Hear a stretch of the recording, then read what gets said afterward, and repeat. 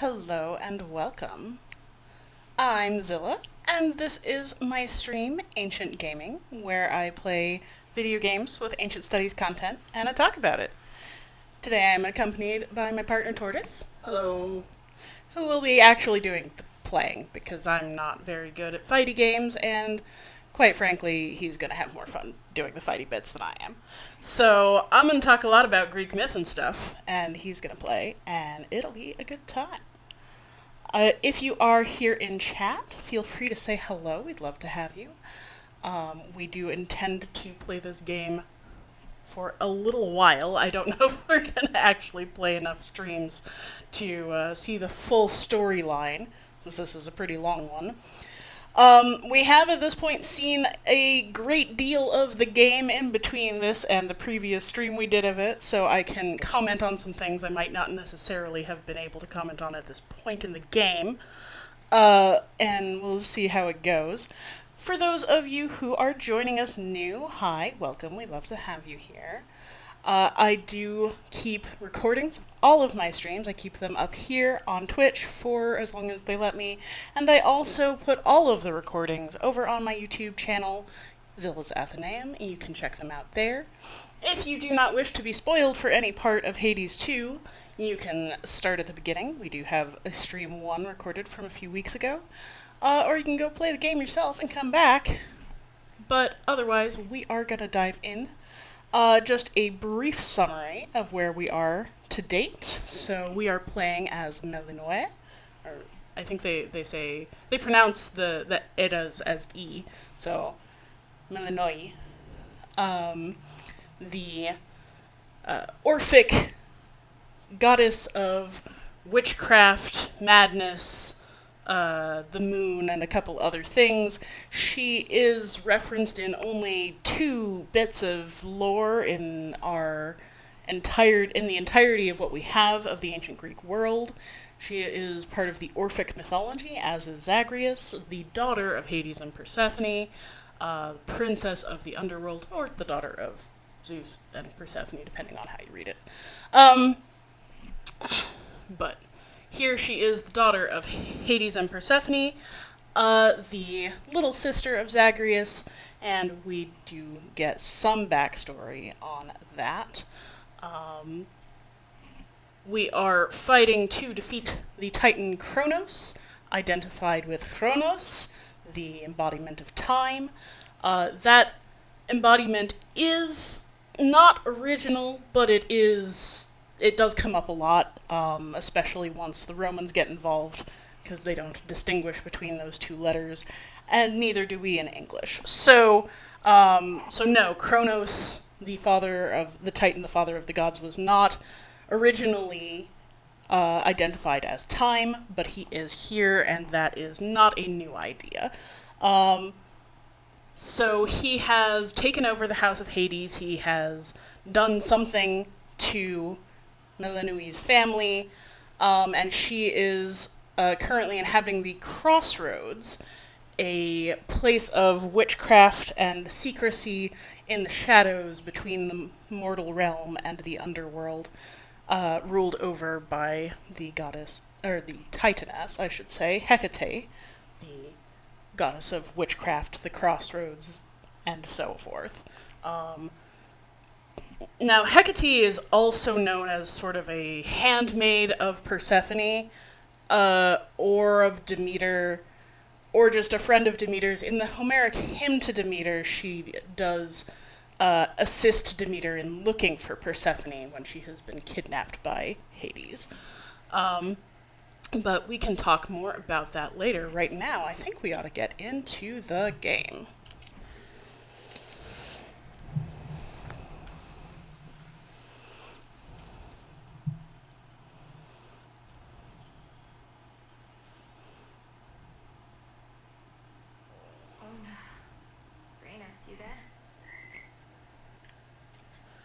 Hello, Phrenos. Phrenos is our companion.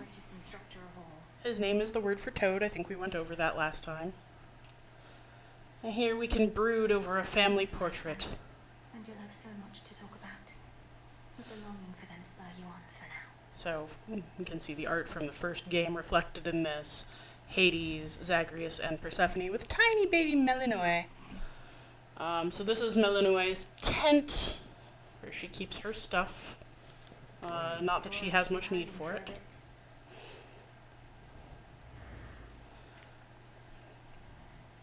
There are shades from the underworld taking refuge here. Our fight is just getting started. Just like in the first one, we can see little things about the shades.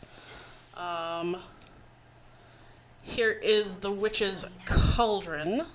Last night I dreamt of this. And Melinoe is able to work incantations using the cauldron. So, Tortoise and I were talking about the distinction between Greek witchcraft and sort of the more medieval, shall we say, concept of witchcraft, the things that we associate now with witchcraft.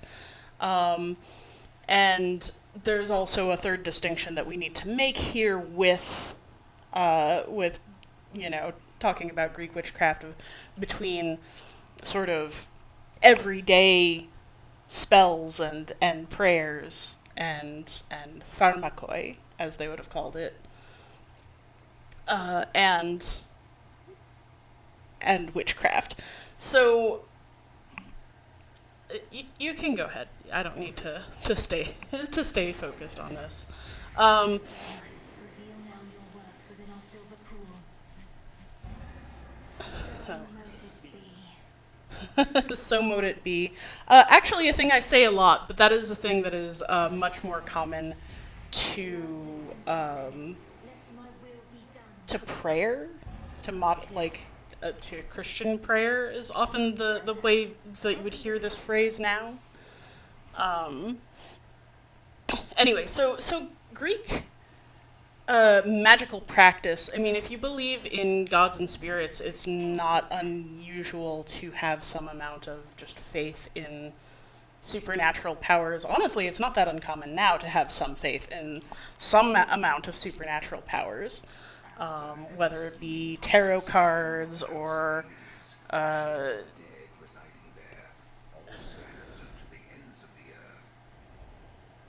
oh, by the way, we have confirmed in this game that this voice, the narrator, also the old man from the previous game, Here and safe.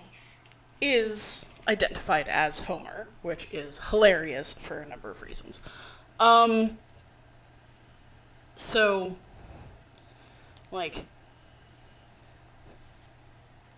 there's a sort of everyday magic that's supposed to be women's work, which is in the mixing of drugs is usually the translation, but potions and liniment and medicine.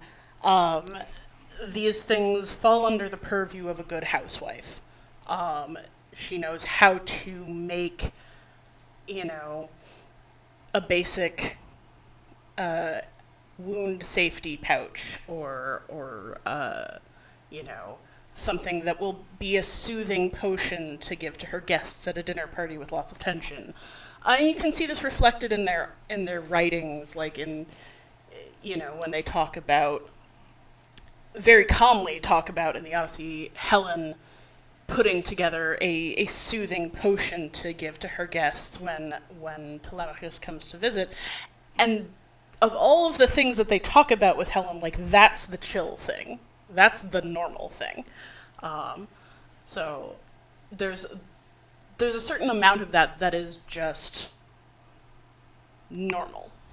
And then there is witchcraft. And what they think of as witchcraft tends to have to do with either curses and blessings, which are somewhere between a prayer and an invocation, usually directly to some god or spirit, possibly multiple.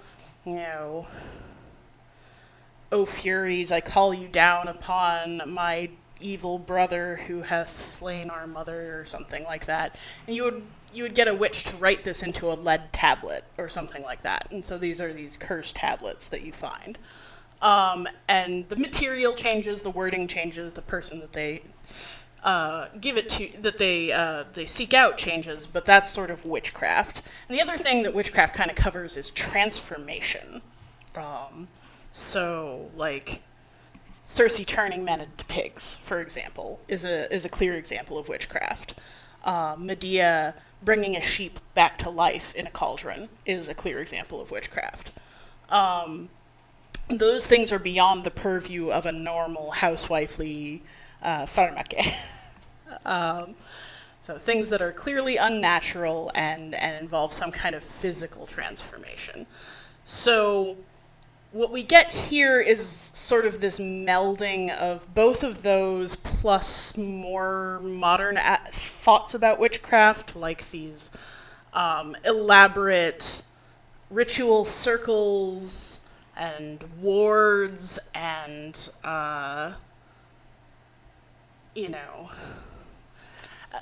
lots of stuff like that. So incantation, sure, that was possibly a part of these things. Especially phrased as a prayer, like, right, that one was addressed to Nyx, Great Knight, who is sort of the protector of this little crossroads realm in the abstract. All daughters, all children of night are welcome here. Sorry, I can talk forever. Did you want to do something? Oh, here's Odysseus again. We talked about him last time. It isn't much, but our shades out there, they scrape together some materials that we reckon you could use. Here. So he's been using our shades to reconnoiter and also... Odysseus, these our shades are giving up their own mortal remains, all for our cause. And who can blame them? So, the ancient Greeks, especially in classical times and forward, did cremate their dead a lot. There were also full-body inhumations, depending on the area and the time period. But she's talking there about cremains, the ashes of the dead. Which makes a lot more sense why she can use ashes to buy things. Another failed attempt. About ready to give in. You don't have the fire. This isn't personal enough for you. Nemesis being our little tsundere here. Isn't personal. You don't see my mother around either, do you then? Nor my father. Nor my mother. Kronos took them all. I lost more than my mother, too. And I knew mine. What's yours to you? All you ever did was fall out of her This is womb. very rude. Blood relation was very important to Greek society, and while it could be overcome by many things, as we noted with the first game, "In the Blood" being a very important song, there are curses that follow bloodlines. There are powers that follow bloodlines. How rude, right? Silence. So that was extremely rude, both in and out of context. Just in case you thought that might be less rude in this context, absolutely not. That was awful. Oh, we did learn a lot more about these arcana. I can't identify them now. This figure, so this first one, the sorceress is Medea. We had speculated it might be in the first one. In this game, she is associated specifically with blood magic. Now, blood magic is not so much a thing. Oh, I'm sorry. That is very possibly because of the dual mics, so that you can hear Tortoise when he talks. Is it too distracting? I can try turning the gain down, maybe. Well, I'll keep going for now, but let me know. So blood magic is not really a thing unto itself in Greek mythology or Greek witchcraft. It does have its uses. Okay. I do apologize for the duplicated audio.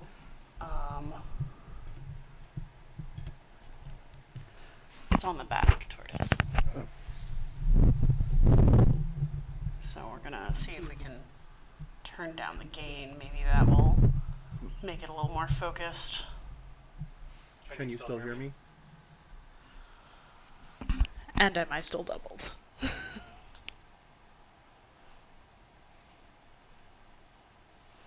I know there's a little bit of a delay, so.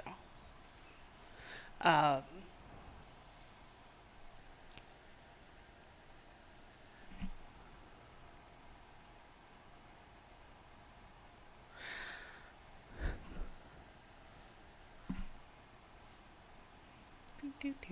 Just trying to see if this will work.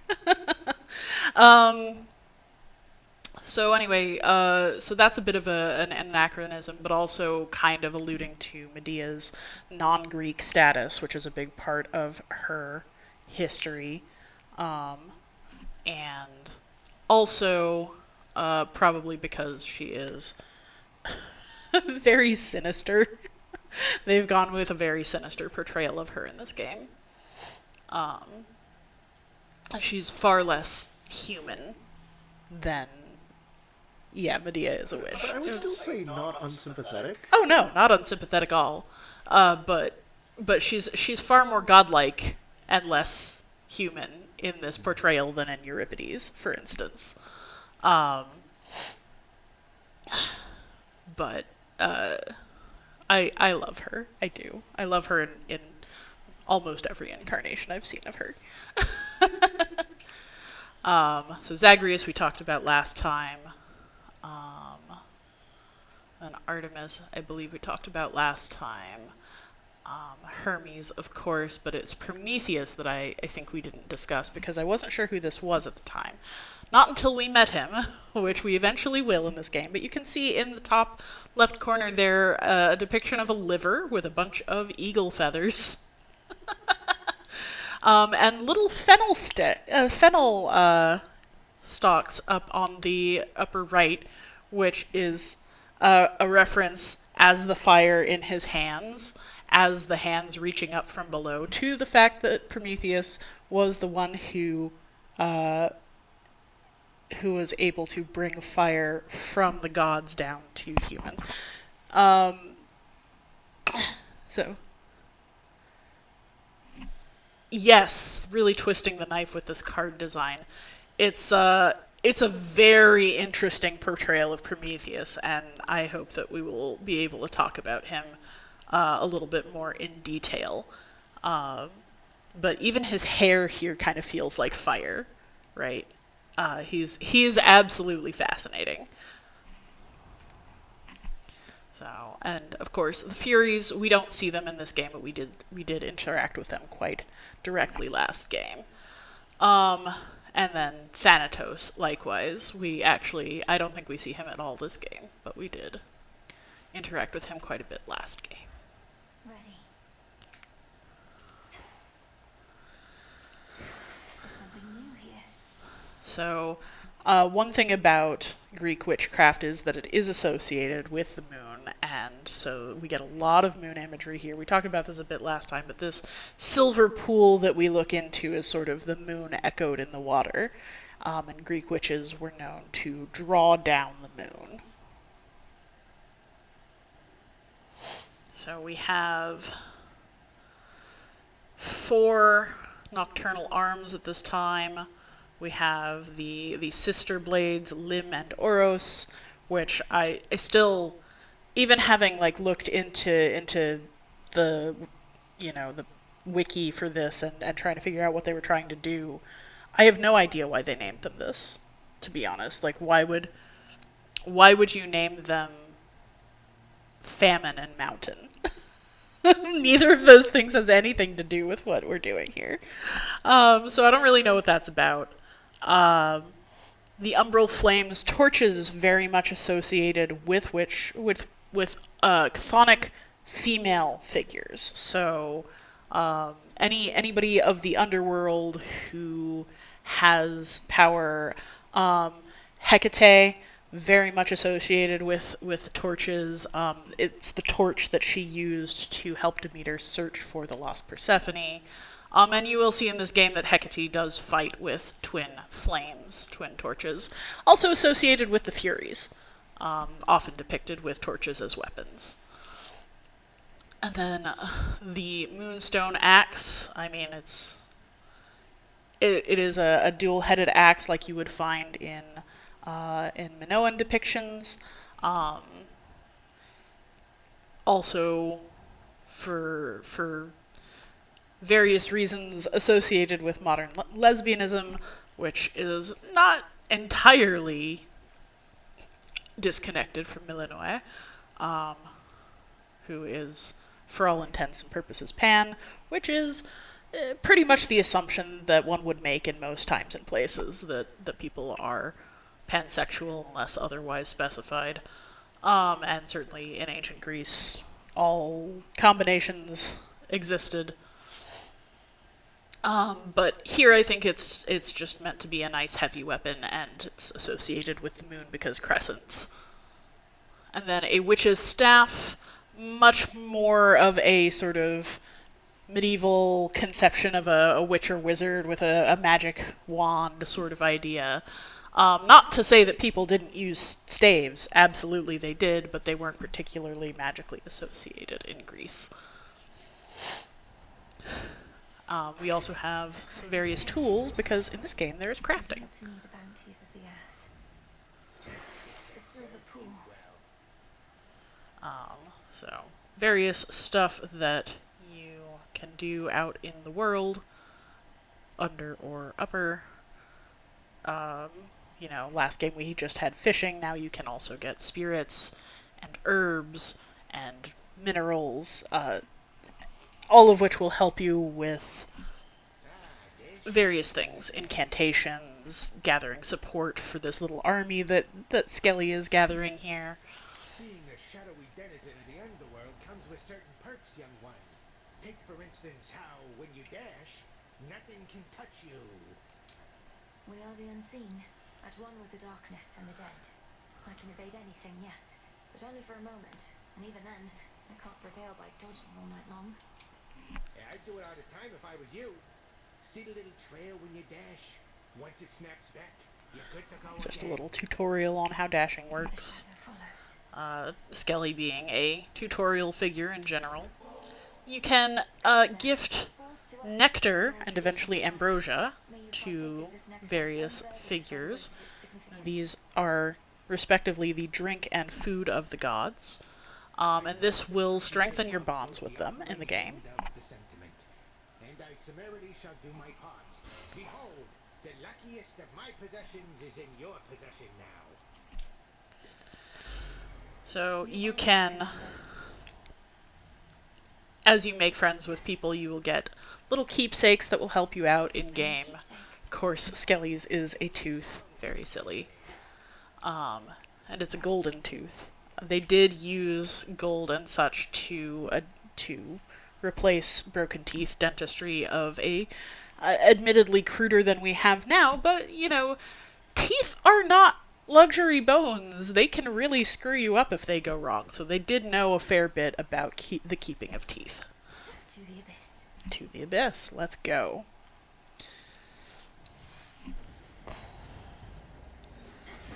Flame sigil. Ah, First and most, I thought the fire goddess never got involved. In the name of Hades, Olympus, I accept my fave. Hestia! So, she's not an Olympian, very specifically. She gave up her place on Olympus to Dionysus, so as to avoid the unlucky number of 13 gods being on Olympus. Now, Hestia is often regarded as sort of an unimportant or retiring figure, but that's not at all the case, because Hestia is the goddess of the hearth, and the hearth is the center of every home throughout Greece, throughout most of time. So, she's not necessarily a fire goddess exactly, although she does a lot more of that here, but as you can see, she has a brazier for a hat. She has a poker. They did have, of course, fire implements. Her earrings are burning coals. Her skirt is a fire grate. It's it's just, oh, she's so good. I love her so much. So Hestia here is just, so she's very rarely depicted in what we have. And there aren't very many myths about her. Her main two myths, one is the one I just told you about, giving up her place for Dionysus, which is sort of an explanation of why she lives in people's homes and not in the temples. And then there's a myth about how she's a virgin goddess and she turns somebody down.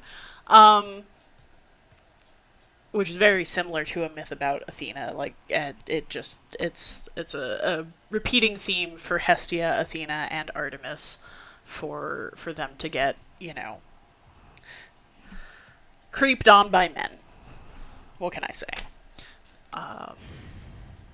Most of ancient Greece, most times and city-states and iterations had a lot of sexism, a lot of which we would recognize today.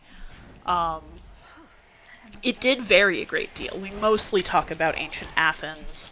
It was very different from Athens to Sparta. It was very different from noble to layperson. Near all of the near endless pathways and suffocating Erebus lead to dead ends, and very scarce are those who can navigate them. Took only my entire life to figure out.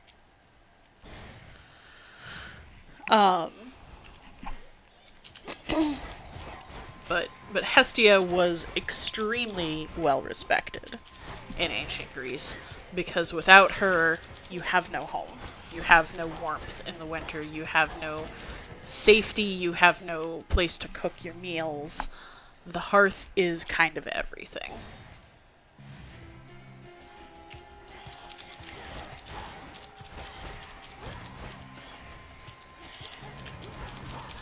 So, if I recall correctly, those thorny ones are called spindles or something, which is not a very interesting name. They just spin.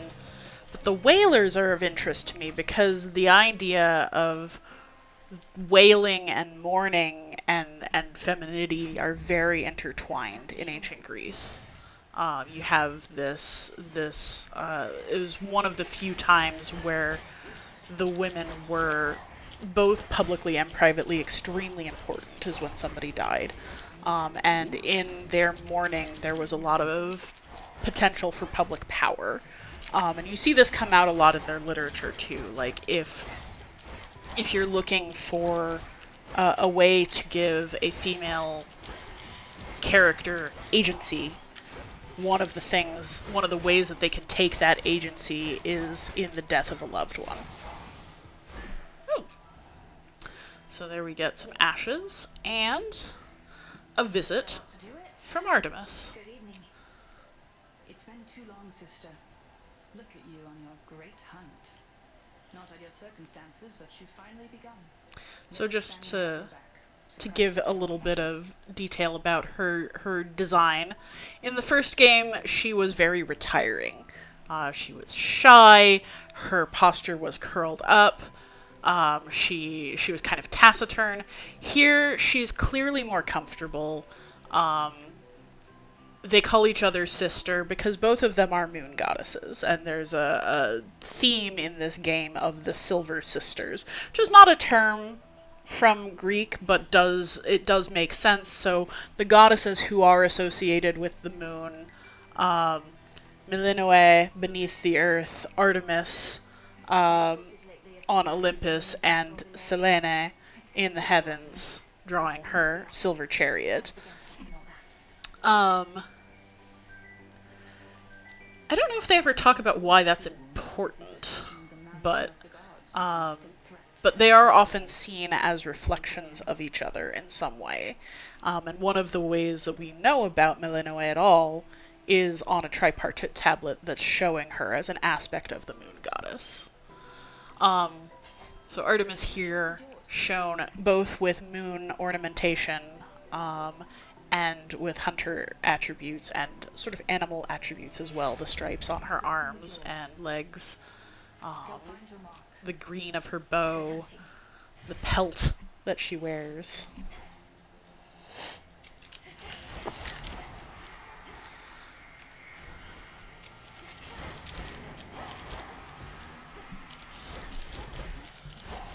Remember me?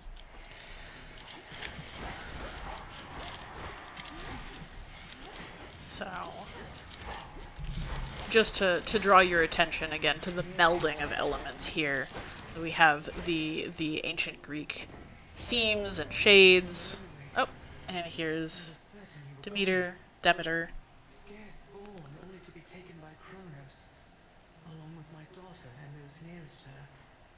But the Witch of the Crossroads got you out of there, did she? How could she not send word? This is kind of a theme of people not telling Demeter things that she really would love to know about her own descendants. I do like that they don't try to blame Demeter in this game. Like in the previous game, like she's not like the driving force that Persephone ran away from necessarily. It's kind of all the gods. So she escapes a little of that blame. Right. So the thing I was thinking of in mixed elements there was like there was a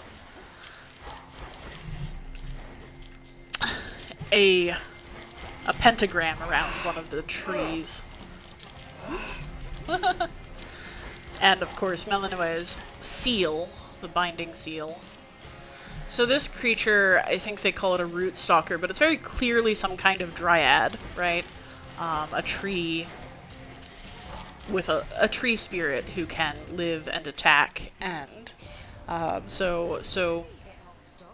I have on good authority that somebody around here has laid a claim to being eldest of Olympus. But Demeter, care to explain that one? guess we're gonna. Hestia, you had abandoned us. To be an Olympian is not merely a birthright, but a pledge, both to this family and this mountain. Restore your rightful status, and join me now to aid my granddaughter.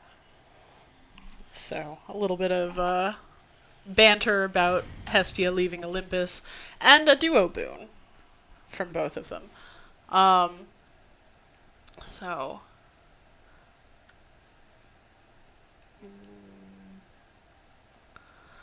I do think these are cute. Flame of the hearth. But it's nice to see both Hestia and Demeter depicted as warriors in their own right and not to be disrespected while still being incredibly different from each other.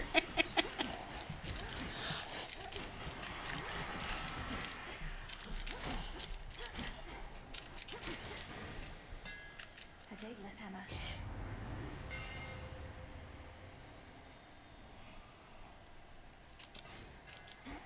Feels even sturdier.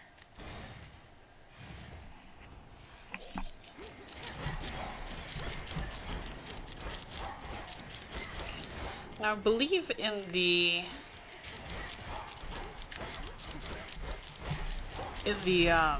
lore of this particular series that the gods and goddesses have different fathers, essentially, different parents. They're foster siblings, to avoid having to talk about the fact that the Greek gods were incestuous. Now, the Greeks did not go in for incestuous pairings in mortals, but in deities, especially in gods so close to the origin of the universe, it was kind of inevitable, and it is sort of an inherited thing from Proto-Indo-European shared culture. We can trace a lot of that back. So in this version, we don't have to deal with the fact that Hera and Zeus are full siblings who have 2 children, or that Persephone is Demeter and Zeus's daughter, or Demeter and Poseidon's daughter, and they're both full siblings. You can go ahead. But they do still sort of share that relationship. One thing they deal a lot with in this story of this game is the fact that Kronos is the father of the gods. That Kronos is Milanoi's grandfather, and has this potential familial tie to everybody that is going either unclaimed or sort of ashamed. Caskets. Along those lines, there's one thing that I find interesting about sort of Hades 2's relationship to these stories that was different from the first game. Is that in Hades 1, it sort of took the stance that, you know, the heroes and gods of Greek mythology are real. It acknowledged that the stories about them are out there, but they aren't necessarily true. Right. Like, it would say, oh, you know, Demeter would say, oh, Zeus is really my foster brother. Right. Don't believe what Zeus says about his supposed exploits. That's his idea of a sick joke. Right. I've come this far. Which, you know, Greek mythology is nowhere near as prescriptive in its form as a lot of things. You know, there are dozens of versions of every story. But in Hades 2, it seems to, like, not even really acknowledge a lot of the stories. There are Right. things that are different and, like, they don't even... It's true. Yeah. It's very unclear. Like, in the first one, it seemed very, very tied to certain particular stories going on in the mortal realm. And in this one, it feels almost disconnected. And there are some ideologies, origin stories that don't appear in Greek mythology that come up here. Thank you, Headmistress Hecate. I could not have reached this point without... Oh, so we did not get here this last time. Okay, so And in turn, you shall not pass this point without a demonstration of your capability. So our first boss is Hecate herself. She does fight with twin flames. I do want to just look in the background of both of them when they're talking here. You can see that mortar and pestle on a stone bench. That, of course, is an herbalist's tool from basically any era, but also as associated with herbal craft and therefore with pharmakoi and drugs, and therefore next door to witchcraft, at least. Your training shall never be complete. And I would know if you stand any chance at all against our enemy. Crossed flames awakened. So, one thing about this as opposed to the first time that we streamed this game is that, of course, Tortoise has been playing pretty much nonstop on another save in between, and so he knows how to fight these critters and characters much better than he did on the in the first run. So we're probably going to go a lot faster.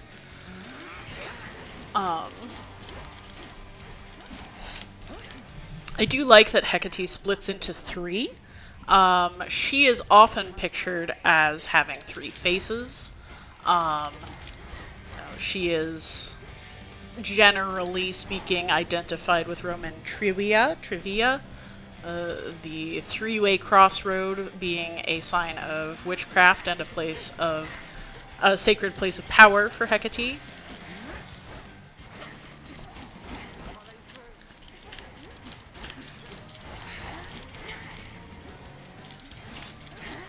She also has three braids dangling down her back in the few times that you can actually notice her from behind. And here we have a curse of transformation. Ouch.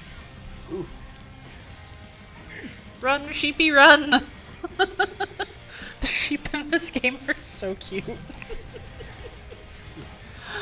my little derp faces. I love them.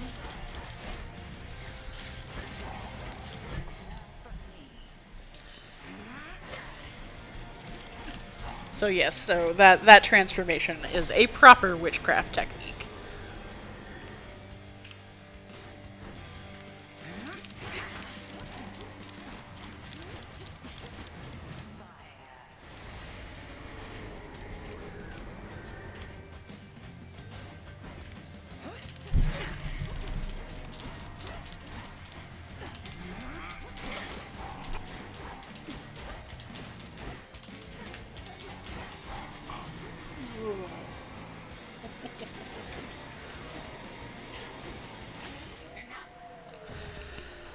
There she goes. You fought with diligence and with ferocity, but surely there is more for you to learn beyond this threshold. So, let's see. I look forward to it, What's Headmistress. next? What about you? Can you not join me? No, I dare not stray too far from my abode. Continue now your task. I shall await your safe return. Thank you, Headmistress. I passed the test. What was that you collected? Cinder. Cinder.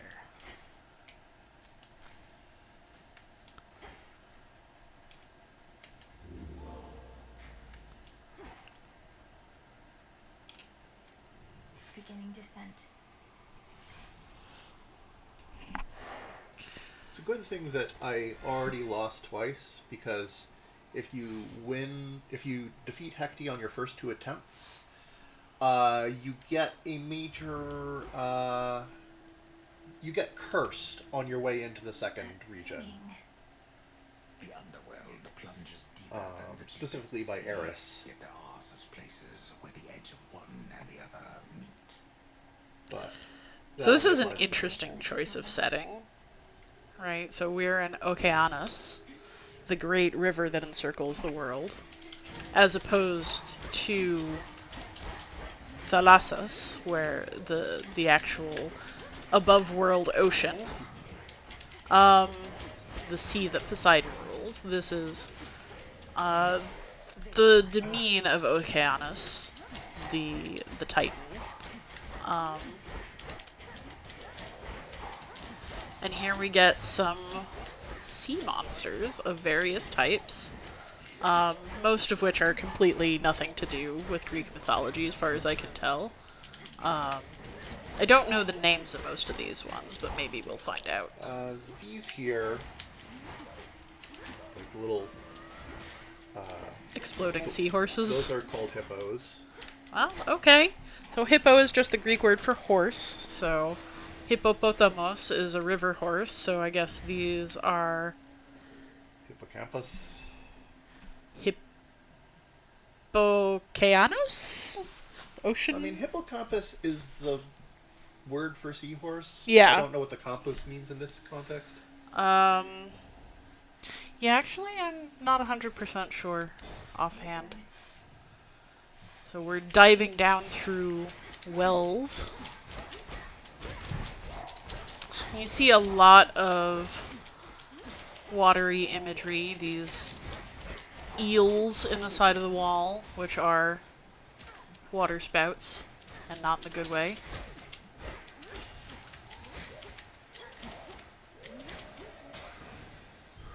A centaur heart.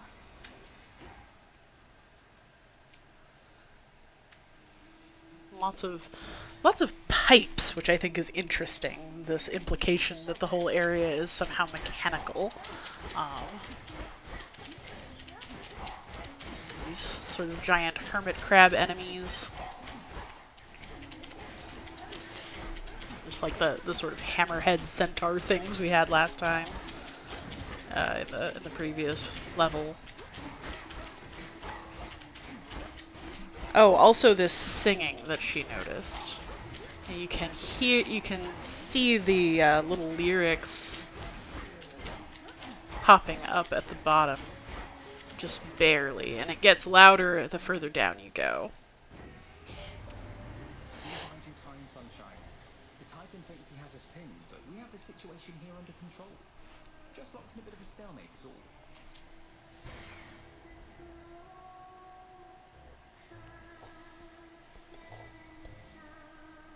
Of course, Supergiant Games, the developer, is very much known for their musical talent and their voice acting. So we do have some musical enemies coming up. If you can imagine musical enemies associated with the sea. Golden coins.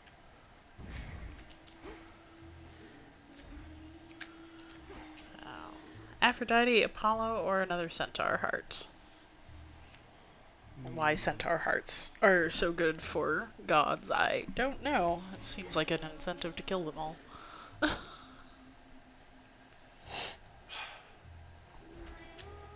There's one of the Oceanus mini bosses that I have a very hard time with, and I don't want to fight this early on. Do you know the name for these fellows? Not off the top of my head.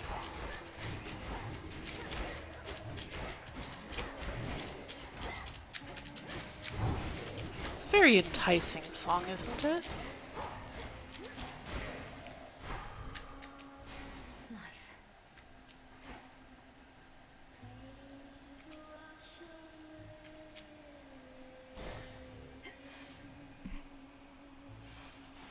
Pinheads.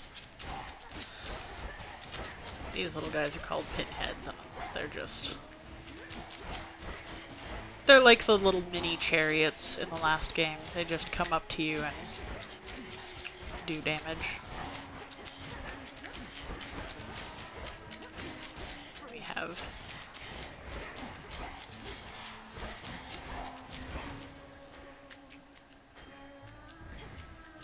oh, there's a Lotus.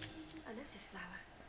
oh, you can see in the background there are lots of nautilus shells, sort of as they almost look like faces, and then some of these pipes are shaped like mermaids, in sort of the style of a caryatid, so like a column carved like a maiden, but here it's a pipe shaped like a mermaid.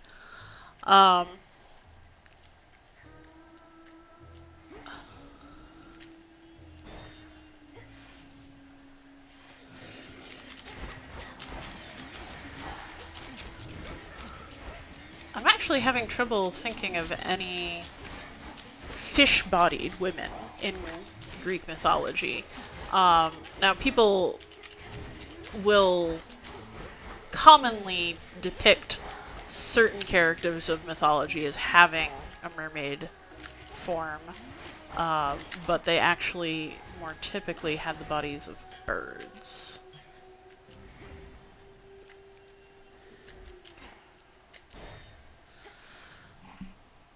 Anywhere there's water, Charon can show up, which is not actually true in Greek mythology. He sticks to the underworld rivers. I am in debt, Lord Charon. These provisions surely shall make all the difference in my task. What gold I find is yours.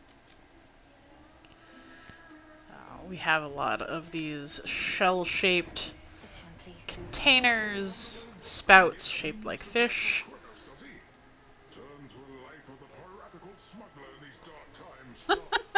Piratical smuggler. Oh, Poseidon. Oh, you wacky, vapid uncle, you. I don't know why that's become the depiction that we typically see of Poseidon now. It's not really the way that the Greeks thought of him at all. Poseidon Earthshaker, Poseidon of the depths. Princess ever forward, towards the beauty, deeper into the abyss. So I do want to just note some design elements of this level. Well, first of all, you can see Charon's boat back there. But if you look on the walls, there are these drawings of, somebody with sharp pointy teeth singing, right? And then we have these lovely statues. We're about to see the real thing. this design is just absolutely fascinating to me with her tentacle hair with the spikes on it. She's got a starfish pictured all over her. The shades are lining up to see. There are these like bouncers. Hilarious. Absolutely hilarious. I love it. There she is. Oh, no way. No way. Look at Cal's a lady. Ladies never come to see our shows. You must be different. What's your name? Oh, make yourself comfy. We're just about to start, aren't we, Gals? Sirens. I should have known you were the source of all that singing. Slipped down into the underworld, have you? So, It's the perfect pressure down here. It's the pressure trying to make art while all our fans are watching, begging, Skilla, where's your next song? right. So this is where I want to point out some design choices. Not necessarily. I mean, very little of this is originated by Supergiant's designers. Although Skilla, sorry. Usually in English we just pronounce it Scylla, but it would be Skilla, so that's nice. But she's usually a voiceless monster with 6 heads that lives in a cliff. She eats 6 of the men of Odysseus's crew as he sails past, and that's when he sees her. So, she's paired with Charybdis, a giant whirlpool monster who is also sometimes depicted as having the upper body of a beautiful woman, but like a whale with dog mouths below. But Scylla is almost never depicted as humanoid at all. She is usually entirely monstrous. So here they've made her into a pop star with tentacles for hair, which is absolutely fascinating. And she's riding in a giant scallop that actually has the number of eyes a scallop would have, which is to say, far too many. If you've ever seen a live scallop, they're kind of terrifying, and I love them. Which is great because they're also delicious.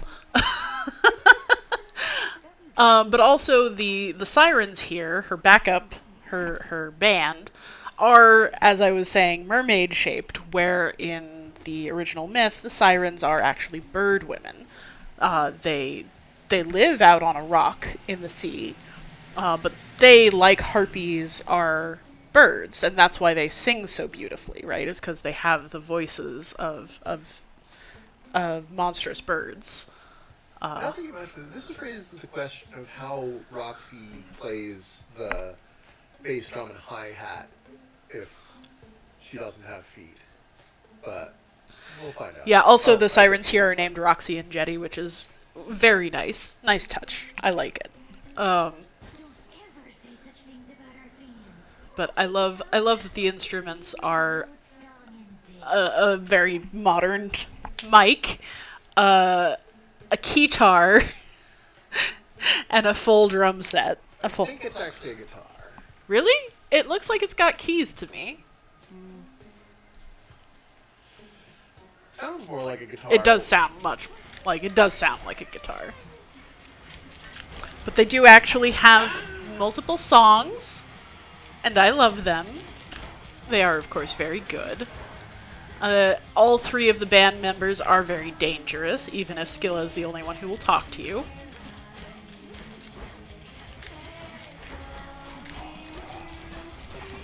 Warning, if I do win this battle, it will take a long ass time. That's okay. We'll see how far we get.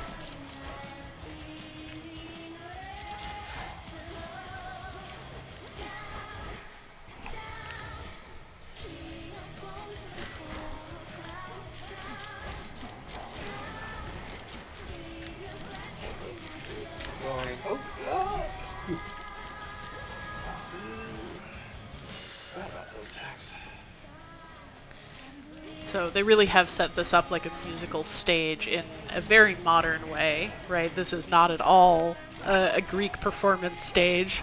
This is a modern nightclub setup with the lights around the stage and pyrotechnics. And it, if you look down off stage, you can see people around dining tables. They even have like little shrimp cocktails and stuff.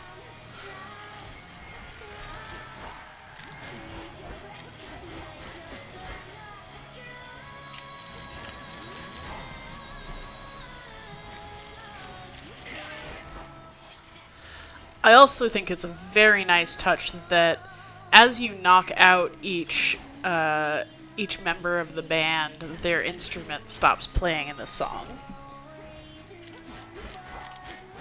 And if you were to turn off the game music in the settings of the game, they actually, like, skill against Maddie. It's very funny. Oh yeah, we haven't actually tried it, have we? We've just looked at it.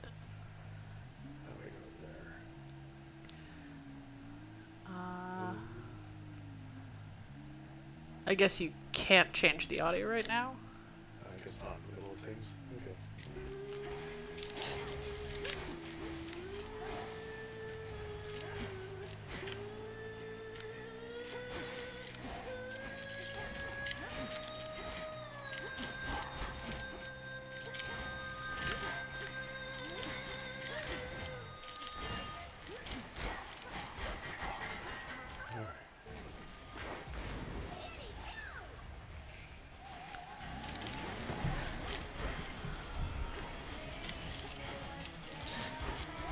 Do you have any death defiances on you?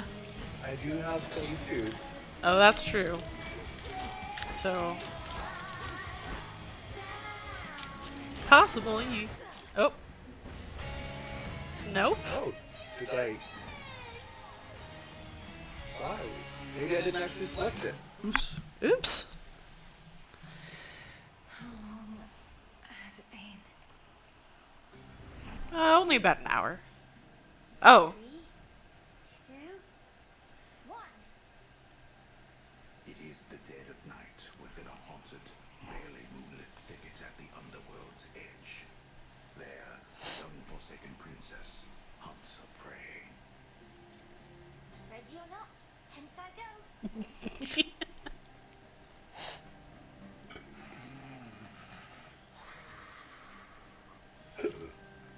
I bid you farewell for now, Lord Hypnos. Where could she be? So, the gods are canonically depicted as having childhoods. They don't necessarily... Oh, I do love that there are so many kitties around here. Tracks, suggesting that her foe trod through this dusty ground not very long before. Shush, Homer. See, canonically, Homer. Describe my every move. I have no idea to whom you refer, to whom the princess of the dead refers, as she continues on her fateful search. It is unclear whether anybody other than Zagreus and Melinoe can hear Homer. Homer, if I haven't mentioned previously, not probably a real person. I love all of these cats. I don't know why they're here. They are not native to Greece. They are native to Egypt and surrounding environs. But the Greeks did have a lot of contact with Egypt, so it's not at all unlikely that there would have been cats around. But they're certainly not common, even in classical times. And the word for cat, ailuros, is a little bit a lot, right? Also, we have all these pumpkins.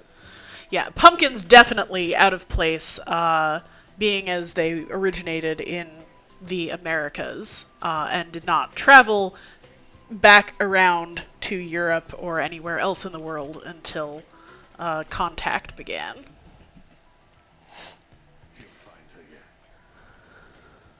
Odysseus, have you seen Haggerty about? Not in a little while, little goddess, though I'd expect that pointy hat of hers to give her away. So Odysseus being associated here with these hounds is actually kind of a fun tidbit. At one point, we have. I'm trying to remember which source it is in that Athena refers to Odysseus as her hound.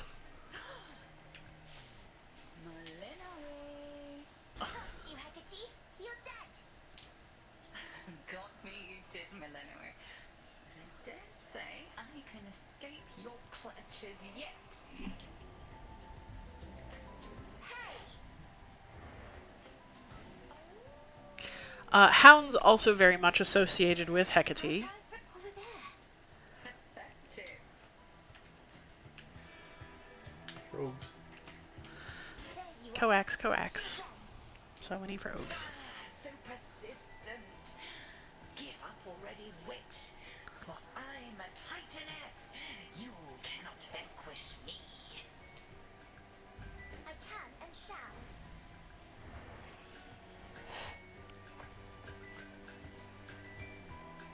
But yes, so Hi, Shakes. Is Hecate about?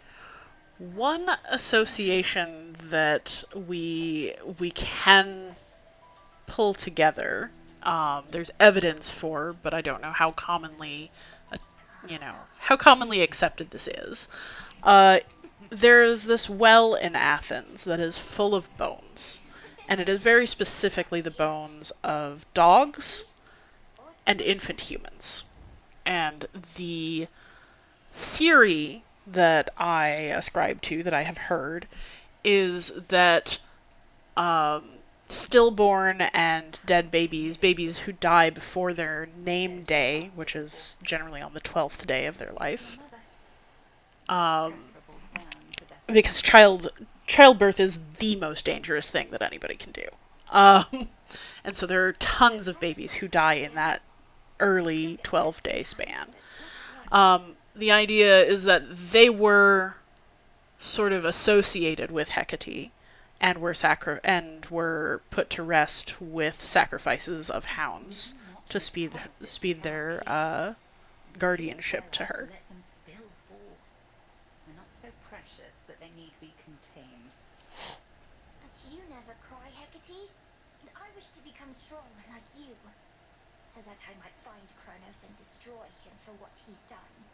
I do like that little baby Melinoe has a poppy tucked into her sash. That's cute.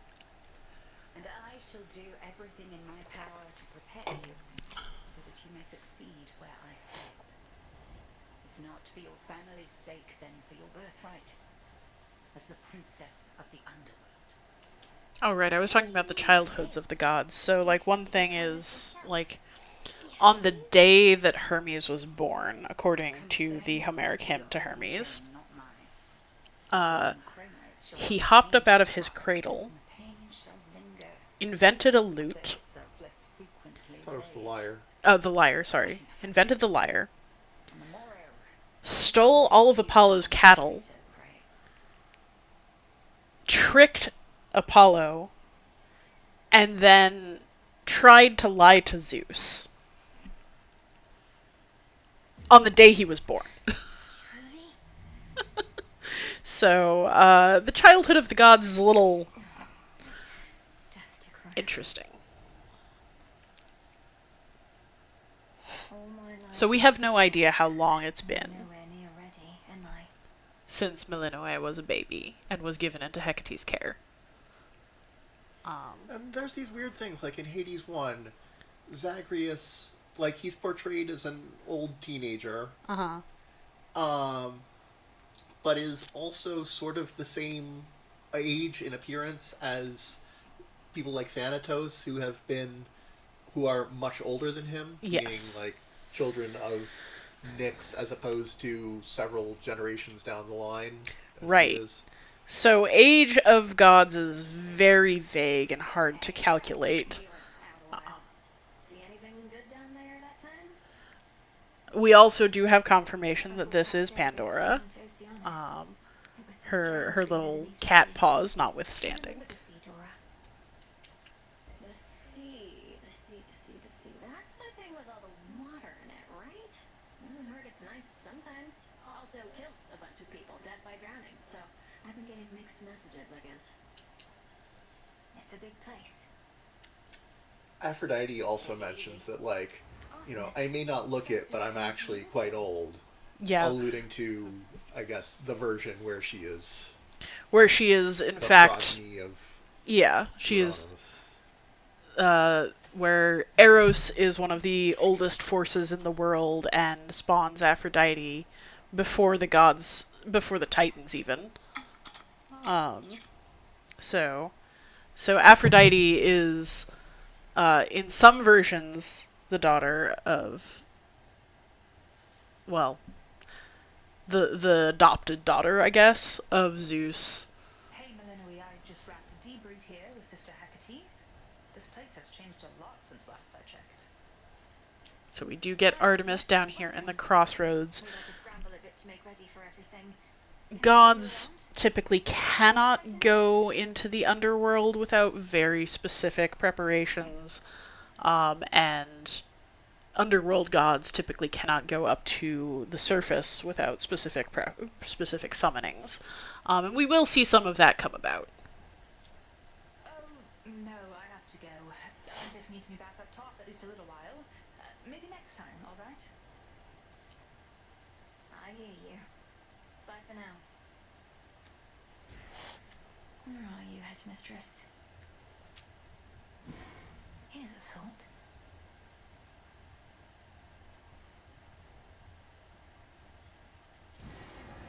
I'm ready. O daughters of night, who can see all tomorrows, please help me avenge both our families' sorrows. Ah, there's an anachronism that is more of a translation question, right? Greek verse doesn't rhyme. Rhyming is not really a rhetorical technique that makes any sense in Greek, because Greek word endings are prescribed by what the word is doing. So you could rhyme basically every dang word if you wanted. So it's not interesting to rhyme in Greek.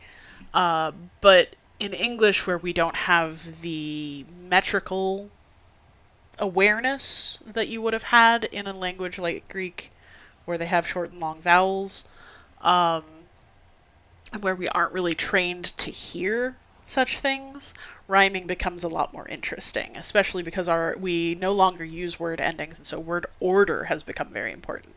So ending on a rhyme is much more interesting in English than it would be in Greek. And also, almost all of the incantations are in... That one was not in iambic verse, but most of them are in iambic verse. Oh, that's cute. I hadn't paid enough attention to notice. Some of them are iambic pentameter, some of them are ballad meter or something else.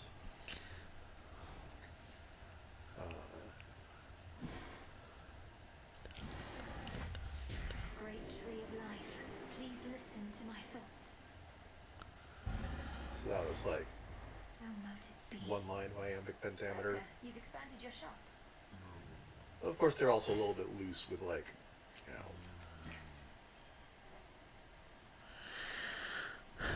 know... Also, the idea of a tree of life, not a very Greek idea. Trees that grow the fruit of life, for sure. The golden apples, in particular. What you said to me before about my mother, that was very cruel. It was. It was very cruel. Fair enough. Can't kill each other here, but we can use our words. If we were fighting for real, I wouldn't have held back either. I figured not. Rude. She's so rude. As life had laid down at the bottom of the sea. All sorts of nastiness lurking there, that the reports make clear. I wager you've seen some things. You'd win that wager handily. The worst of them has to be this sea monstrous called Scylla and a siren friends. They have this ridiculous act. Those, of course, coming from Odysseus's tales in the Odyssey. They were... Scylla was not associated with the Sirens, as I mentioned, but with Charybdis. Oh, I heard an earful. Stay strong, my friend. Famously, Odysseus, of course, the Sirens would sing to lure sailors to their deaths on the rocks, and Odysseus made all his men stop up their ears with wax so they couldn't hear and would sail on past. But he left himself unblocked so he could hear and survive by being lashed to the mast. So, he would know about the earful that she got. I find it amusing that that the word is always lashed to the mast. He's never tied to the mast or anything like that. Yeah, I hadn't thought about it. I wonder where that originated, because obviously it's not the Greek is different. Ah, so we have some new arcana appearing. Who do we see? Achilles. You can recognize his design, but he's called here the Swift Runner. That was one of his big traits. He was a speedster. And then the Centaur, Chiron, with his band of human heroes being tutored. Presumably Achilles is among them? Presumably the one that he's speaking to is Achilles with that big ol' spear and yeah. the sort Yeah, of that feminine aspect. That is the same spear. And then Charon, the boatman, very recognizable. Can we look at Chiron again? I wonder what those herb bundles are. I don't actually know. I bet they are specific. But Might be able to tell more once I've unlocked it and it's in color. perhaps so. But I do love the design of these cards. I love that they made a Hades tarot. It's very silly. I love it. Guess I'll do that one. The Furies.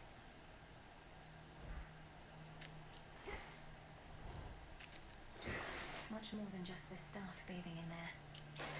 Join with me. Lim and Oros, sister blades. We're fellow sisters now. A fitting armament. She's here to watch and learn. Showing off the different moves that they can do. Some of them using magic.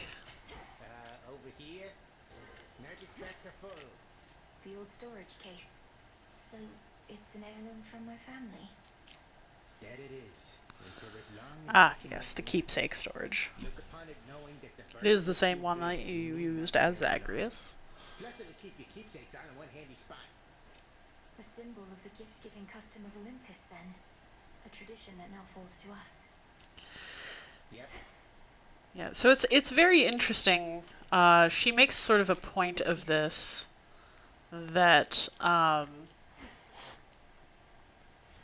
the exchange of gifts, the giving of keepsakes, is not necessarily a custom of the Crossroads, but of Olympus and the upper world, which is interesting. That is a distinction that I don't particularly recognize. I don't know why it would be that way. Why can't I give you a gift? Like, I really want your keepsake.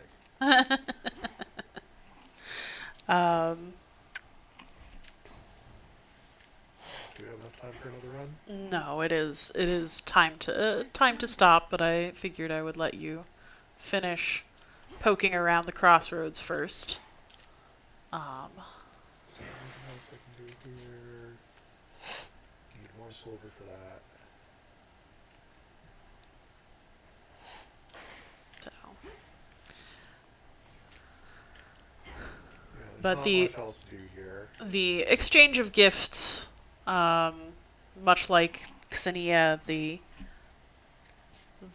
guest and host rights are sort of sacred among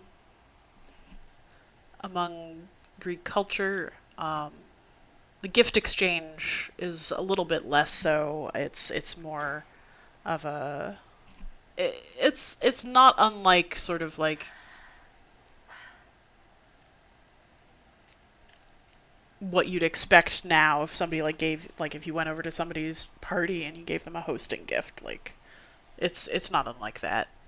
I It's feel real foolish for only just now realizing that this is like behind. oh It had been Yeah. because it was covered with moss. I wasn't really parsing it correctly.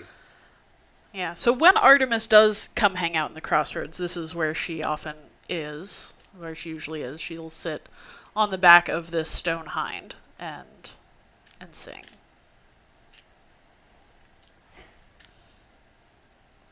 We'll open up that area at some point later Yeah, on. there's really nothing more to do around here. I don't have any more Must be an incantations. incantation that can help. But I do think that is a good place for us to stop for the day then. So, thank you, Tortoise, for your wonderful gameplay. We got much further today, of course, even with our limited available assets. And we will be, as far as I know, back next week, same time, with another run. Maybe we will see even further down into Hades. Thank you all so much for coming along, whether you're watching live or whether you'll catch up later. We love to have you. I hope you're enjoying it. And, hey, keep learning, friends.